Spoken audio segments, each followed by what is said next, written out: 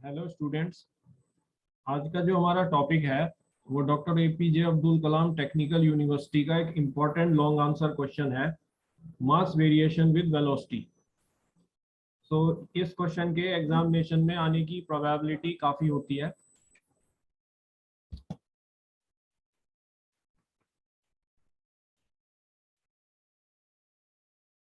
तो हम मास variation with velocity का डेरिवेशन कर रहे हैं। तो मान लीजिए एस और एस डैश दो इनर्शियल फ्रेम्स हैं। तो इनर्शियल फ्रेम्स मतलब इनके ऊपर कोई भी एक्सटर्नल फोर्स नहीं लग रही है। both these frames are not under the influence of any external force, right? तो मान लीजिए फ्रेम S जो है वो रेस्ट पर है और फ्रेम S डैश जो है वो कांस्टेंट वेलोसिटी v से, जो कि वेरी हाई है, comparable to velocity of light c से x डायरेक्शन में ट्रेवल कर रहा है। Suppose t equal to 0 second पर दोनों फ्रेम एक दूसरे के ऊपर कॉन्साइड कर रहे थे। उसके बाद हमने स्टॉप वॉच को ऑन किया और फ्रेम एस डैश जो है वो कांस्टेंट वेलोसिटी v से x डायरेक्शन में ट्रेवल करना शुरू किया। तो t सेकंड के बाद फ्रेम s डैश जो है वो स्टेशनरी फ्रेम s से vt डिस्टेंस की दूरी पर होगा, क्योंकि अगर ये 1 सेकंड में v डिस्टेंस चल रहा है तो t सेकंड में इसने vt डिस्टेंस ट्रेवल किया है। मान लीजिए o और o डैश जो है वो दो ऑब्जर्वर्स हैं। ऑब्जर्वर O जो है वो स्टेशनरी फ्रेम S में है जो कि रेस्ट पर है। इस ऑब्जर्वर को हम अर्थ पर ले सकते हैं और फ्रेम S को हम अर्थ मान सकते हैं, क्योंकि अर्थ जो है हमसे एक रेस्ट फ्रेम है, इनर्शियल फ्रेम है। ऑब्जर्वर O डैश जो है वो फ्रेम S डैश में है जो कि कांस्टेंट वेलोसिटी v से x डायरेक्शन में ट्रेवल कर रहा है, राइट? इसको कोई हम ऑब्जर्वर स्पेस में मान सकते हैं, it can be an astronaut, right? Now मान लीजिए दो मासेस हैं, मास m1 और मास m2, जो कि अपोजिट डायरेक्शन में फ्रेम s डैश में ट्रेवल कर रहे हैं, राइट? तो फ्रेम s डैश जो है वो स्टेशनरी ऑब्जर्वर O से v वेलोसिटी से रिलेटिव मोशन कर रहा है, राइट? उसकी वेलोसिटी v है from the stationery observer O, और मास m1 और m2 जो हैं वो फ्रेम s डैश में चल रहे हैं। यानी कि ये दोनों मासेस जो हैं वो O डैश से भी रिलेटिव मोशन कर रहे हैं और O से भी रिलेटिव मोशन रख रहे हैं। तो सपोज मास m1 की वेलोसिटी जैसा ऑब्जर्वर O डैश ने फ्रेम s डैश में रिकॉर्ड की है वो है u डैश, और मास m2 की वेलोसिटी जैसा ऑब्जर्वर O डैश ने फ्रेम s डैश में रिकॉर्ड की है वो है माइनस u डैश। सो ये नेगेटिव साइन हमने इसलिए लिया है क्योंकि मास m2 जो है वो अपोजिट डायरेक्शन में ट्रेवल कर रहा है, राइट? तो मास m1 की वेलोसिटी जैसा स्टेशनरी ऑब्जर्वर O ने रिकॉर्ड की है वो है u1, और मास m2 की वेलोसिटी जैसा स्टेशनरी ऑब्जर्वर O डैश ने रिकॉर्ड की है वो है u2। सो u2 पॉजिटिव इसलिए है क्योंकि फ्रेम जो है वो वेरी हाई वेलोसिटी v से मूव कर रहा है, जो कि मास m2 की वेलोसिटी से भी काफी हाई है। तो इसीलिए जो मास m2 का net motion stationery observer O देख रहा है वो लेफ्ट टू राइट देख रहा है, यानी कि वो पॉजिटिव x डायरेक्शन में होता हुआ महसूस कर रहा है। इसी वजह से मास m2 की वेलोसिटी स्टेशनरी ऑब्जर्वर O से प्लस u2 है, पॉजिटिव है, राइट? नाउ इसमें जो हमने मास m1 और मास m2 की वेलोसिटीज को इक्वल लिया है relative to observer O dash, उसका कारण है कि हमारा एक एजम्पशन है कि ये दोनों मासेस m1 और m2 इन इलास्टिकली कोलाइड करेंगे, और इस इनइलास्टिक कॉलिजन के बाद ये दोनों मासेस ऑब्जर्वर ओ डैश से रेस्ट पर आ जाएंगे और ये ऑब्जर्वर ओ के लिए फ्रेम की वेलोसिटी v से ट्रेवल करेंगे। तो हमने इस केस में दो मासेस को इसलिए कंसिडर किया है क्योंकि हम एक मास को रेस्ट मास लेंगे, राइट, और दूसरे मास को हम रिलेटिविस्टिक मास लेंगे रिलेटिव टू स्टेशनरी ऑब्जर्वर ओ जो कि अर्थ पर है, क्योंकि रेस्ट मास और रिलेटिविस्टिक मास दोनों की कंसेप्ट स्टेशनरी ऑब्जर्वर ओ से होती है और इस ऑब्जर्वर को हमने इस वक्त अर्थ पर ट्रीट किया हुआ है, right, it is on Earth, we have assume this.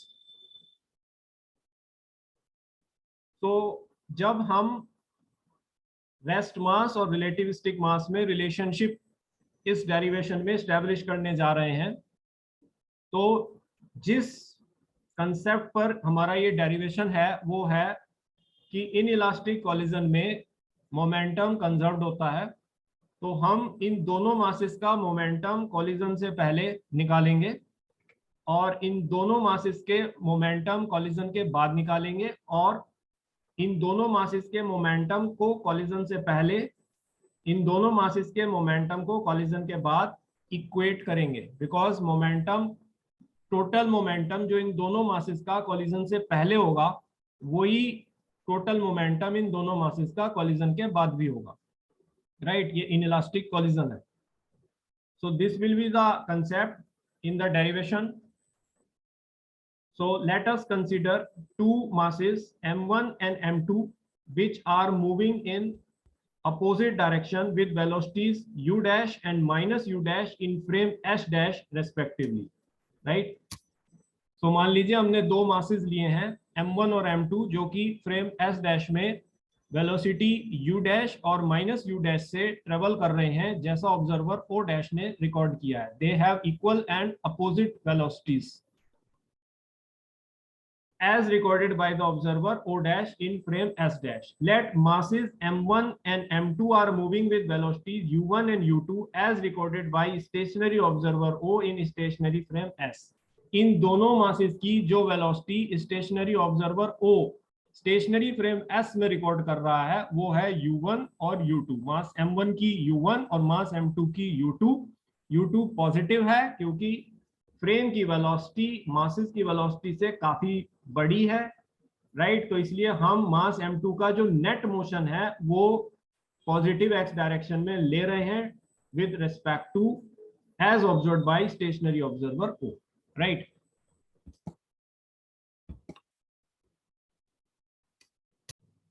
Now हम वेलोसिटी एडिशन थ्योरम को अप्लाई करते हैं।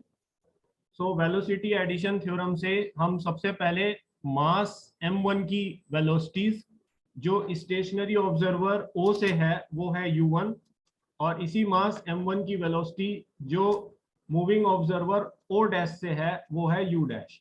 तो हम u1 और u डैश में रिलेशनशिप निकालेंगे। तो ये आएगा वेलोसिटी एडिशन थ्योरम से u1 equal to u dash plus v 1 plus u dash v by c square.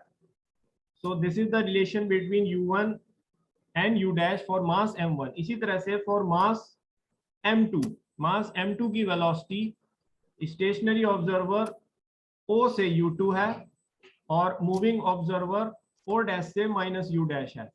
तो वेलोसिटी एडिशन थ्योरम से it becomes u2 equal to minus u dash plus v 1 minus u dash v by c square. This is our equation 2।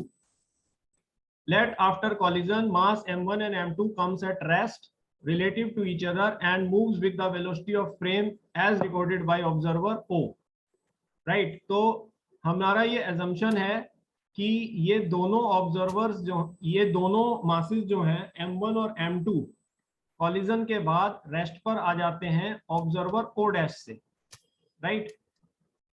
तो जब ये दोनों rest पर आ रहे हैं observer O dash से तो इसका मतलब है इनके बीच में इनइलास्टिक कॉलिजन हुआ है, राइट, और इनइलास्टिक कॉलिजन में मोमेंटम कंजर्व्ड होता है, राइट। तो जब ये दोनों ऑब्जर्वर्स, जब ये दोनों मासेस m1 और m2 ऑब्जर्वर O डैश से रेस्ट पर आ गए हैं तो ये फ्रेम की वेलोसिटी v से ट्रेवल करेंगे जैसा कि स्टेशनरी ऑब्जर्वर O रिकॉर्ड करेगा। राइट। केस ये है कि दिस इज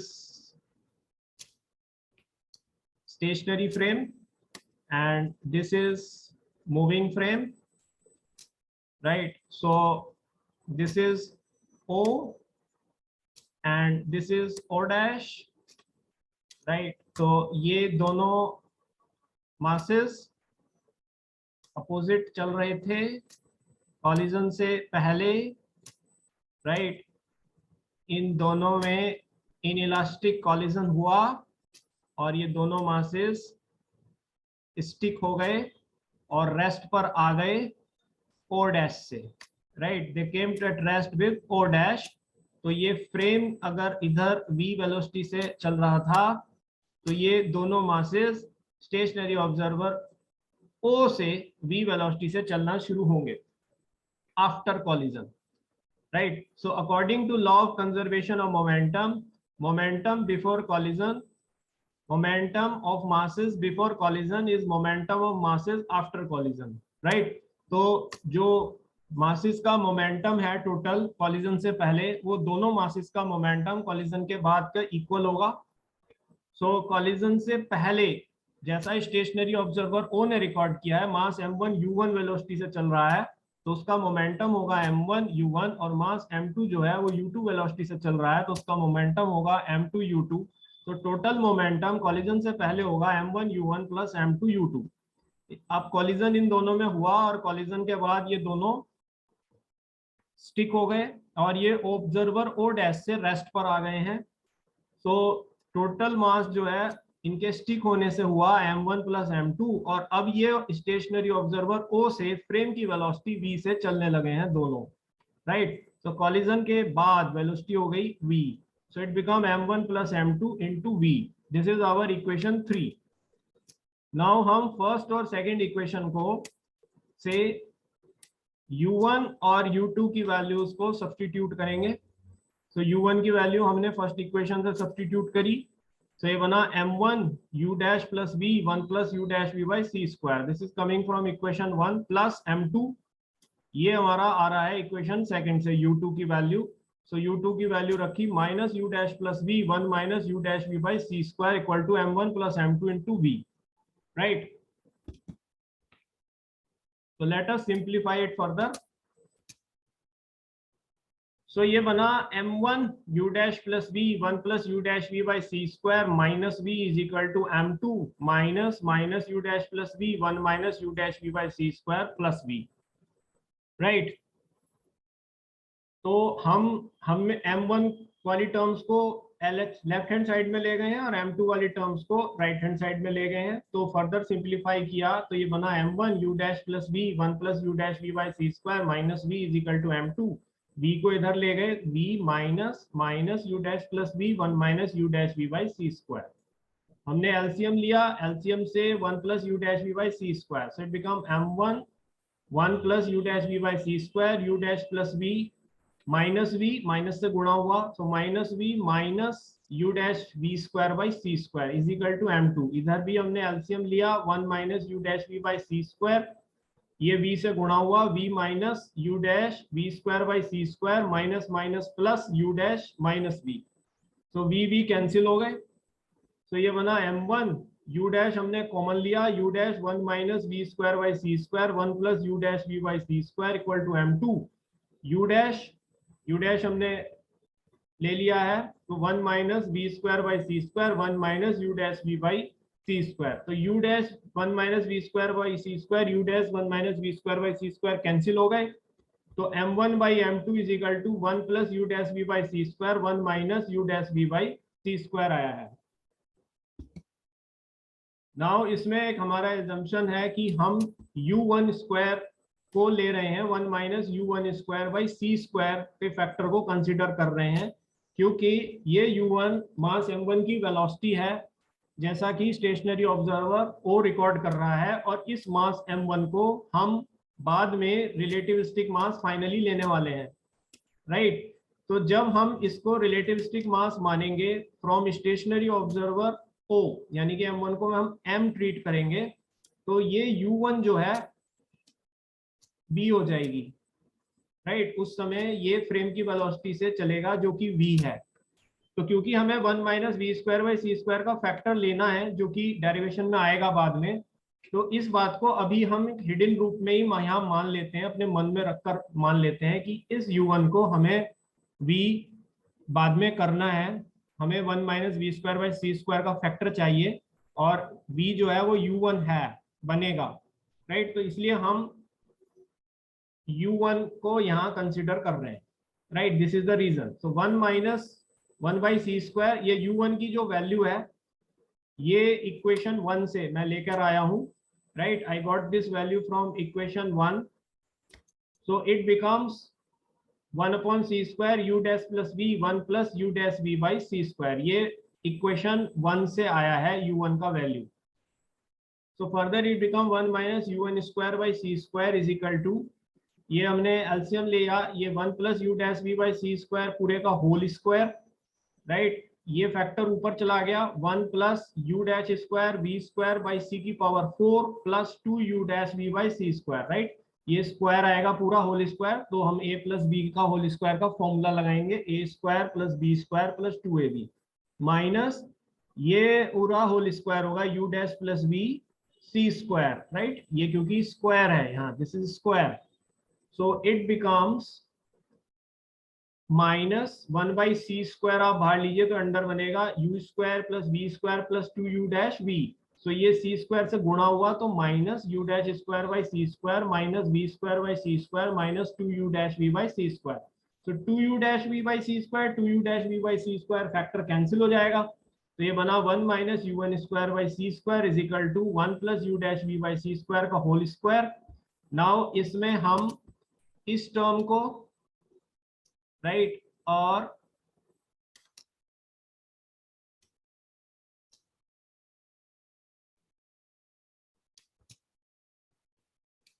इस टर्म को और इस टर्म को साथ लेते हैं और ये 1 minus V square by C square को साथ लेते हैं, तो ये बना 1 minus V square by C square, common लिया इस टर्म में और इस टर्म में U dash square by C square common है, माइनस साइन आया, राइट, तो ये बना 1, क्योंकि माइनस ले रहे हैं तो माइनस माइनस प्लस, तो यहाँ प्लस और minus plus minus minus V square by C square, यहाँ फैक्टर 1 है, राइट, यहाँ पर 1 है, तो फैक्टराइज करेंगे तो बना 1 minus U one square by C square 1 minus U dash square by C square 1 minus V square by C square 1 plus U dash V by C square का होल स्क्वायर, तो ये एलसीएम लिया, ये cross multiply हो गया, ये इधर चला जाएगा और ये नीचे आ जाएगा, तो ये बना 1 plus U dash V by C square का whole square 1 minus U dash square by C square 1 minus V square by C square 1 minus U one square by C square, तो ये इधर अंडर रूट में whole root में आएगा 1 plus U dash V by C square whole root 1 minus U dash square by C square 1 minus V square by C square 1 minus U one square by C square, right.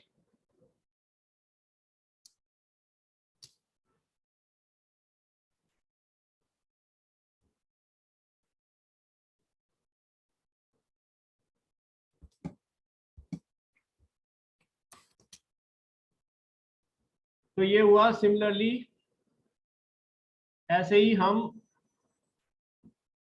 1 minus U dash V by C square को under root 1 minus V square by C square 1 minus U dash square by C square 1 minus U two square by C square prove कर सकते हैं, right. ये जो factor आया है ये ऐसा आया है कि हमने स्टार्टिंग में 1 minus U two square by C square लिया है इस केस में, जैसे हमने उस प्रीवियस केस में U one square by C square लिया था। नाउ यू टू जो है ये मास m2 की वेलोसिटी है स्टेशनरी ऑब्जर्वर से, राइट, तो हमारा ये अजम्पशन है कि इस मास m2 को हमें रेस्ट मास ट्रीट करना है बाद में, तो जब हम m2 को m0 ट्रीट कर रहे हैं, राइट, तो इसकी वेलोसिटी स्टेशनरी ऑब्जर्वर से 0 हो जाएगी, ये रेस्ट पर आ जाएगा, तो u2 will be 0 as recorded by o, right, तो u2 को अगर हमें 0 करना है, राइट, तो यहाँ हमें इस u2 के फैक्टर को लेना होगा और ये फिर हम u2 की जो वैल्यू है इक्वेशन सेकंड से,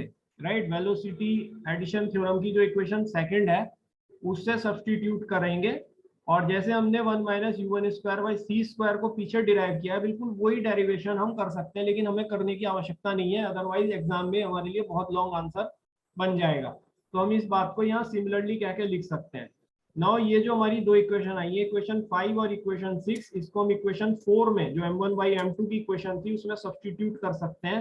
तो ये बना m1/m2 equal to whole root 1 minus B square by C square 1 minus U dash square by C square 1 minus u1 square by C square 1 minus B square by C square 1 minus U dash square by C square 1 minus u2 square by C square. तो ये cancel हो गया, cancel हो गया, ऊपर चला गया whole root 1 minus u2 square by C square 1 minus u1 square by C square.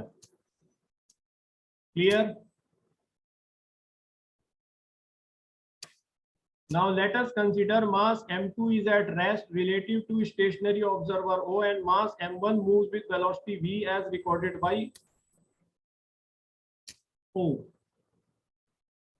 Right, तो हमने स्टेशनरी ऑब्जर्वर ओ से दोनों मासेस की कंसेप्ट को लिया और एक मास को रिलेटिविस्टिक मान लिया और दूसरे मास को रेस्ट मान लिया। तो जो रिलेटिविस्टिक मास है वो वेलोसिटी v से स्टेशनरी ऑब्जर्वर ओ से चल रहा है और रेस्ट मास जो है वो इससे रेस्ट पर है, तो उसकी वेलोसिटी 0 हो जाएगी। तो अगर हमने रेस्ट मास m2 को लिया है तो m2 is equal to m0, तो रेस्ट मास होने के कारण इसकी वेलोसिटी स्टेशनरी ऑब्जर्वर o से u2 0 हो जाएगी। और रिलेटिविस्टिक मास जो है वो हमने m1 को लिया है, तो जब हम m1 को m मानते हैं तो इसकी वेलोसिटी स्टेशनरी ऑब्जर्वर o से v हो जाएगी। राइट, तो अब हम u2 को 0 और u1 को v इस इक्वेशन में रख सकते हैं और m1 को m और m2 को m0 मान सकते हैं। तो ये बना m1 को m रखा m upon m0, right, is equal to ये u2 जो है 0 है, तो 1 minus 0 is 1, under root 1 is 1, तो ये न्यूमरेटर में 1 आया upon 1 minus u1 is v, तो 1 minus v square by C square under root. Now इसमें एक इंपॉर्टेंट कंसेप्ट है कि अगर v जो है वो c के इक्वल हो जाए, सो अगर v c के इक्वल हो जाता है तो c square by C square 1 होता है, 1 minus 1 is 0, anything in denominator 0 means infinite चीज आ रही है। सो हमारा जो रिलेटिविस्टिक मास है वो इंफिनिटी हो रहा है, यानी कि वो अनडिफाइंड हो रहा है, तो ये इम्पॉसिबल है बिकॉज रिलेटिविस्टिक मास इनडिफाइंड नहीं हो सकता है। दूसरा केस हम ये देख रहे हैं कि अगर ये v जो है c से बड़ी हो जाती है तो ये जो फैक्टर नीचे डिनोमिनेटर में आ रहा है ये इमेजिनरी आएगा, क्योंकि this is under root negative, तो under root negative is imaginary, तो हमारा इस केस में मास इमेजिनरी हो रहा है, रिलेटिविस्टिक मास इमेजिनरी हो रहा है, जो कि अगेन इम्पॉसिबल है क्योंकि रिलेटिविस्टिक मास रियल होता है। तो इन दोनों बातों से हम इस कंक्लूजन पर आते हैं कि कोई भी मटेरियल बॉडी, कोई भी material object velocity of light के इक्वल या उससे अधिक वेलोसिटी से नहीं चल सकता है फॉर ए स्टेशनरी ऑब्जर्वर, उसकी वेलोसिटी हमेशा वेलोसिटी ऑफ लाइट से कम होगी। So this is an Einstein's postulate, an important postulate that no material body can travel with velocity equal to or greater than velocity of light, right? So this can be proved in the examination. So I hope कि आपको ये derivation clear हो गया है।